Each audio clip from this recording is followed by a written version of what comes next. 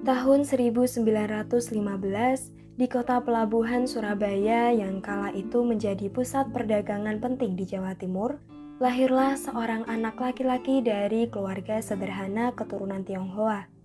Ia diberi nama Lim Swee Ling. Kehadirannya menjadi harapan baru bagi keluarganya, terutama bagi ayahnya, yaitu Lim Seng Ti. 2 tahun sebelumnya, tepatnya pada 1913, Lim Seng Ti telah merintis usaha kecil di bidang rokok kretek. Usaha inilah yang kelak tumbuh menjadi perusahaan besar bernama HM Sampurna. Sejak kecil, Swee Ling tumbuh di lingkungan keluarga pekerja keras. Ayahnya, Seng Ti, bukanlah orang yang lahir dari keluarga berada. Ia adalah imigran sederhana yang harus meniti usaha dari nol. Ia mulai dengan meracik kretek secara manual, menjajakan hasil produksinya dari satu warung ke warung yang lainnya, hingga akhirnya menemukan momentum besar melalui merek legendaris Jisamsu yang diperkenalkan pada dekade 1930-an. Jisamsu bukan sekedar rokok, tetapi simbol ketekunan Seng Ti dalam memahami selera pasar rakyat. Namun, perjalanan tidak selalu mulus. Pada 1956, Lim Seng Ti wafat. Kepergian sang pendiri meninggalkan luka mendalam sekaligus persoalan besar. Siapa yang akan meneruskan tongkat estafet bisnis keluarga?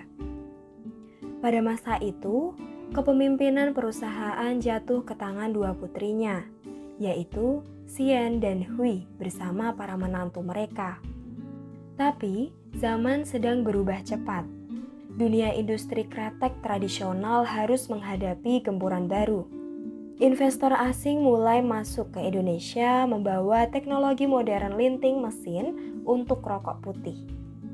Rokok putih dianggap lebih praktis dan modern, sangat berbeda dengan kretek yang masih banyak diproduksi secara manual. HM Sampurna yang masih bertahan dengan cara lama pun goyah. Perusahaan keluarga itu mengalami masa-masa sulit, kehilangan pangsa pasar, dan terancam redup di tengah persaingan. Masalah semakin pelik ketika kedua putra Seng Ti ternyata tidak bersemangat melanjutkan usaha keluarga. Anak sulungnya, Lim Swee Hwa, memilih jalan berbeda dengan membuka usaha tembakau sendiri. Sementara adiknya, Lim Swee Ling, justru mendirikan pabrik rokok bernama Panamas di Denpasar, Bali. Ironisnya, Panamas bukan menjadi sekutu, melainkan malah pesaing langsung HM Sampurna. Situasi ini membuat masa depan perusahaan keluarga semakin turun. Namun, darah keluarga dan warisan nama besar tidak mudah dilepaskan. Menyadari HM Sampurna terancam tenggelam, Swee Hwa akhirnya menghubungi adiknya. Ia meminta Swee Ling untuk meninggalkan Panamas dan kembali mengambil alih bisnis keluarga, demi menjaga nama baik dan warisan sang ayah. Permintaan itu bukan sekedar ajakan, melainkan panggilan tanggung jawab seorang anak kepada keluarga dan leluhurnya. Permintaan itu disambut dengan tekad besar. Swee Ling akhirnya setuju. Ia memindahkan pabrik Panamas dari Denpasar ke Malang dan mengalihkan seluruh fokusnya masuk membangkitkan HM Sampurna. Langkah ini menandai titik balik penting dalam sejarah perusahaan. Dari pesaing, ia berubah menjadi penyelamat keluarga. Tidak hanya mengambil alih, Swee Ling juga memilih mengganti namanya menjadi Aga Sampurna. Nama baru ini bukan sekedar simbol personal, melainkan juga representasi tekad baru untuk meneruskan semangat ayahnya, membangkitkan kembali HM Sampurna yang sempat goyah dan membawa perusahaan memasuki fase pertumbuhan berikutnya. Dengan keputusan itu, sejak akhir 1950-an, HM Sampurna memasuki babak baru di bawah kepemimpinan generasi kedua. Aga bukan hanya seorang penerus. Ia adalah pemimpin yang mewarisi darah, semangat, dan beban berat untuk menjaga nama besar yang telah dibangun sejak 1913. Di bawah kepemimpinan Aga Sampurna, PT HM Sampurna perlahan bangkit kembali dari keterpurukan. Meski harus menghadapi gempuran investor asing yang masuk dengan mesin linting modern, perusahaan tetap bertahan berkat keuletan dan semangat yang diwariskan dari generasi pertama. Memasuki dekade 1960-an, HM Sampurna berhasil menstabilkan usahanya dan tetap menjaga eksistensi merek legendaris Jisamsu di tengah persaingan yang kian ketat. Namun, Aga menyadari bahwa untuk membawa perusahaan ke tingkat yang lebih tinggi, ia membutuhkan keterlibatan generasi penerus. Harapannya pun tertuju kepada putra sulungnya, yaitu Putra Sampurna. Putra sejak muda sudah ditempa dengan pendidikan yang baik di luar negeri. Ia menempuh pendidikan menengah di Diocesan Boys School di Hong Kong, lalu melanjutkan di Carey Baptist Grammar School di Melbourne, Australia. Pendidikan tingginya ditempuh di University of Houston, Texas, USA, jurusan bisnis. Berbeda dengan kebanyakan pewaris perusahaan keluarga yang langsung masuk ke bisnis orang tuanya, Putra memilih jalur lain terlebih dahulu. Setelah lulus, ia tinggal di Singapura bersama istrinya, yaitu Kathy, dan mengelola perkebunan kelapa sawit milik seorang pengusaha Malaysia. Dari pengalaman inilah, ia belajar manajemen lapangan dan kerasnya dunia usaha. Baru pada awal 1970-an, Putra mulai dilibatkan dalam manajemen PT HM Sampurna. Kehadirannya membawa angin segar. Di masa itu, perusahaan mengalami percepatan pertumbuhan. Jumlah karyawan meningkat hingga mencapai 1.200 orang dan kapasitas produksi melonjak ke angka 1,3 juta batang rokok per hari. Cobaan besar datang pada tahun 1979 ketika pabrik utama HM Sampurna di Surabaya dilalap api dan rata dengan tanah. Musibah ini sempat mengancam kelangsungan perusahaan. Akan tetapi, ketangguhan keluarga Sampurna kembali teruji. Hanya dalam waktu 24 hari, produk legendaris Jisamsu sudah kembali dipasarkan. Kecepatan pemulihan itu bukan hanya menunjukkan kekuatan finansial dan manajerial, tetapi juga dedikasi seluruh keluarga besar karyawan yang bahu-membahu menjaga warisan bisnis ini. Pada dekade berikutnya, tepatnya 1980, Putra Sampurna resmi kembali ke Surabaya setelah lama menetap di luar negeri. Ia semakin aktif dalam mengelola perusahaan. 6 tahun kemudian, pada tahun 1986, tongkat kepemimpinan pun beralih kepadanya. Putra diangkat menjadi CEO PT HM Sampurna menggantikan ayahnya, yaitu Aga Sampurna. Inilah awal dari babak baru perjalanan HM Sampurna ketika generasi ketiga mulai mengambil kendali untuk membawa perusahaan menuju era modernisasi dan inovasi yang lebih besar. Memasuki akhir dekade 1980-an, Putra Sampurna mulai menunjukkan sentuhan kepemimpinan yang berbeda. Ia tidak sekedar ingin menjaga warisan keluarga, tetapi juga membawa HM Sampurna ke arah yang lebih modern dan berani melakukan terobosan. Pada tahun 1989, lahirlah produk yang menjadi tonggak sejarah, yaitu Amil, yang awalnya bernama Sampurna Amil.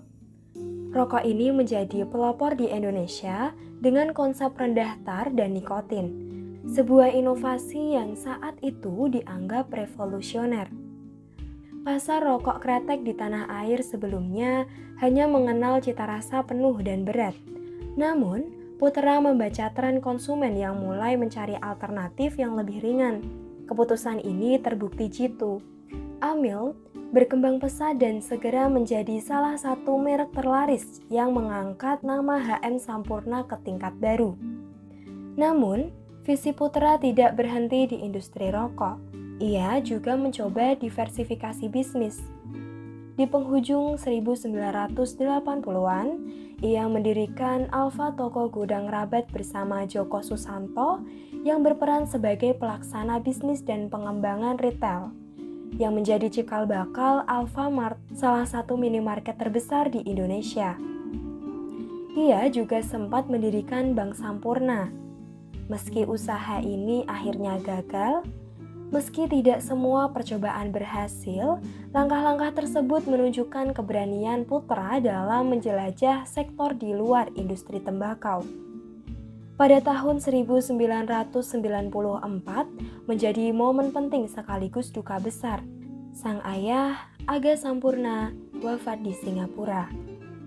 Sejak saat itu, Putra benar-benar menjadi figur sentral dalam perusahaan. Ia semakin berani mengambil langkah strategis.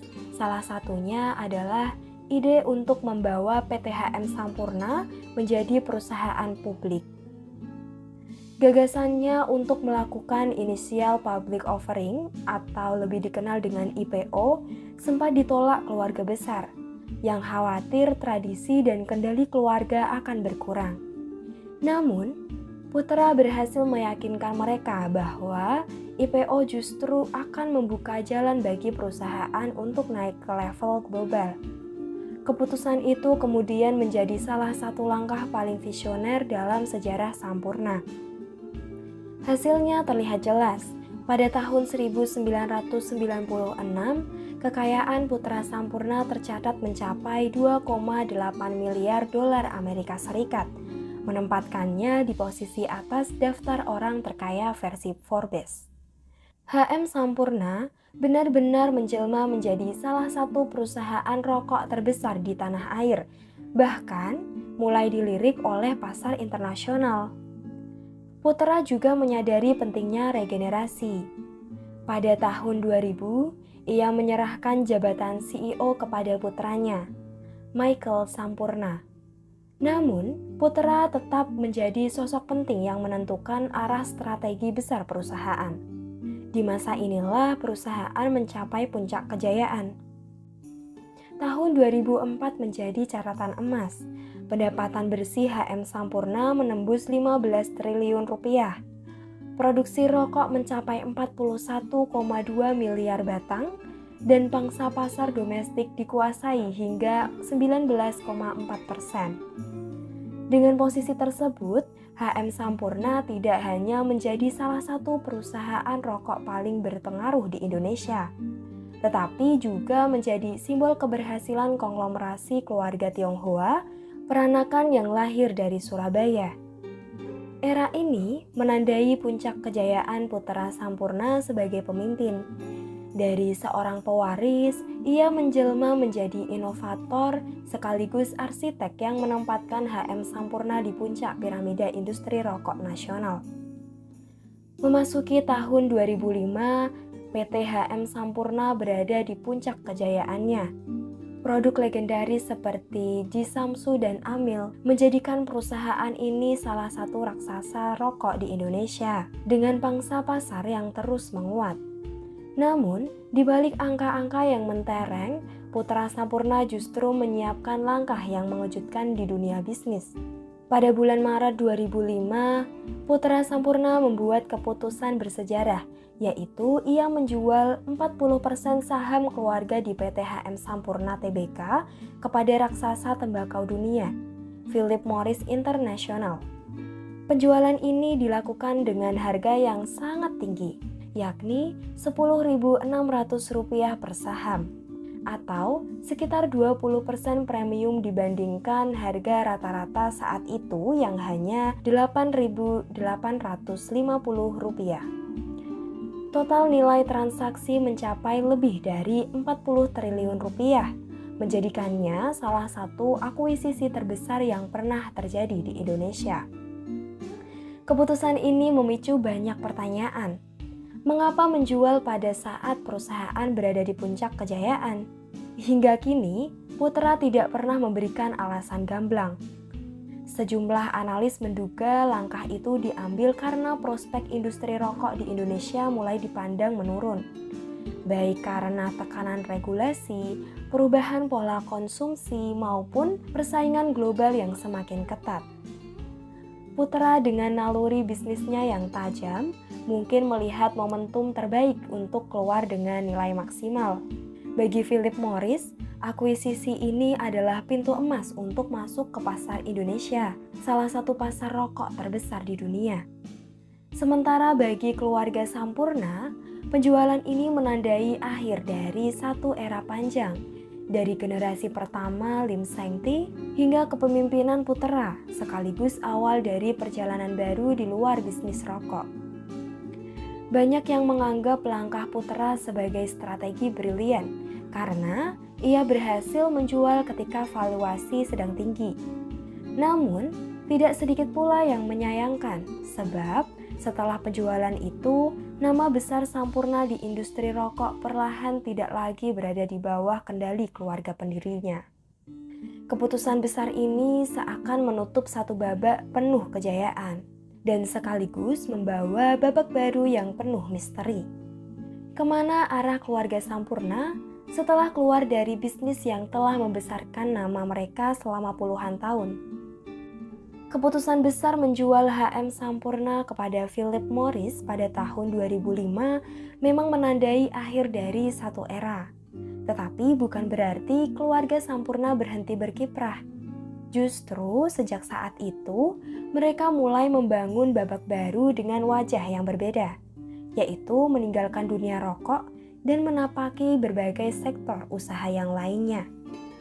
Jauh sebelum penjualan itu, Putra Sampurna sebenarnya sudah memikirkan sesuatu yang lebih besar. Pada tahun 2001, ia mendirikan Putra Sampurna Foundation atau lebih dikenal sebagai PSF, sebuah lembaga yang bergerak di bidang sosial. Fokusnya jelas, pendidikan, pemberdayaan perempuan, kewirausahaan, serta bantuan kemanusiaan. Lembaga ini kemudian dijalankan oleh putrinya, Michelle Sampurna, yang membawa semangat keluarga untuk berkontribusi lebih luas bagi masyarakat. Setelah resmi keluar dari bisnis rokok, keluarga Sampurna mendirikan Sampurna Strategic Group, payung usaha baru yang menandai diversifikasi ke berbagai bidang. Mulai dari telekomunikasi, melalui Sampurna Telekom dengan produk bernama Ceria, perkebunan kelapa sawit lewat Sampurna Agro, perkayuan melalui Samco Timber, mikrofinance lewat Sahabat UKM yang membantu pembiayaan usaha kecil di Indonesia. Perjalanan pasca penjualan ini juga penuh warna. Pada tahun 2006, kekayaan Putra tercatat turun menjadi 2,1 miliar dolar Amerika Serikat. Meski masih tergolong besar, penurunannya cukup signifikan dibandingkan kejayaan sebelumnya. Pada tahun yang sama, muncul kabar mengejutkan. Putra dikaitkan dengan akuisisi Mansion, perusahaan judi berbasis di Gibraltar. Mansion bahkan hampir menjadi sponsor utama Manchester United, meski akhirnya batal, sebelum kemudian resmi menjadi sponsor Tottenham Hotspur pada periode 2006 hingga 2007. Tak hanya itu, Putra juga dikabarkan membeli kasino elit di London, Les Ambassadors, dengan harga mencapai 120 juta pound sterling. Di tahun 2007, kekayaan Putra naik sedikit menjadi 2,2 miliar dolar Amerika Serikat. Tetapi peringkatnya di daftar Forbes turun dari posisi kedua orang terkaya Indonesia pada tahun 2006 menjadi posisi ke-6. Saat itulah terlihat jelas ia memang sedang membangun pijakan baru di luar industri tembakau dengan merambah ke pabrik kertas, gula, agrobisnis, hingga telekomunikasi. Meskipun fokusnya beralih ke bisnis, komitmen Putra terhadap dunia pendidikan tidak pernah padam. Pada 12 Desember 2011, ia menerima penghargaan Peace Through Commerce Medal Award dari pemerintah Amerika Serikat di Bali. Sebuah pengakuan atas kontribusinya dalam membangun jembatan melalui pendidikan dan kewirausahaan. 2 tahun kemudian, pada tahun 2013, PSF mendirikan Universitas Siswa Bangsa Internasional atau lebih dikenal dengan USBI, sebuah institusi pendidikan tinggi yang dirancang untuk mencetak pemimpin masa depan bangsa. Kini, tongkat estafet keluarga telah sampai di tangan generasi 4, yaitu Michael Joseph Sampurna yang melanjutkan tradisi bisnis keluarga. Sementara itu, meskipun tidak lagi dimiliki keluarga pendirinya, HM Sampurna tetap berdiri kokoh sebagai salah satu perusahaan publik papan atas di Indonesia. Dengan begitu, era pasca penjualan ini bisa dilihat sebagai fase transformasi dari dinasti rokok yang legendaris menjadi keluarga konglomerat yang berkiprah di berbagai sektor, sekaligus menorehkan jejak kuat di bidang sosial dan pendidikan. Jika kamu terinspirasi oleh kisah ini, jangan lupa untuk like, komen, dan subscribe agar tidak ketinggalan cerita inspiratif lainnya. Bagikan juga kisah ini kepada teman-temanmu agar semangat belajar dari tokoh besar bisa menyebar lebih luas. Silahkan tulis di kolom komentar tokoh siapa lagi yang ingin Anda dengar kisah hidupnya. Sampai jumpa di video selanjutnya.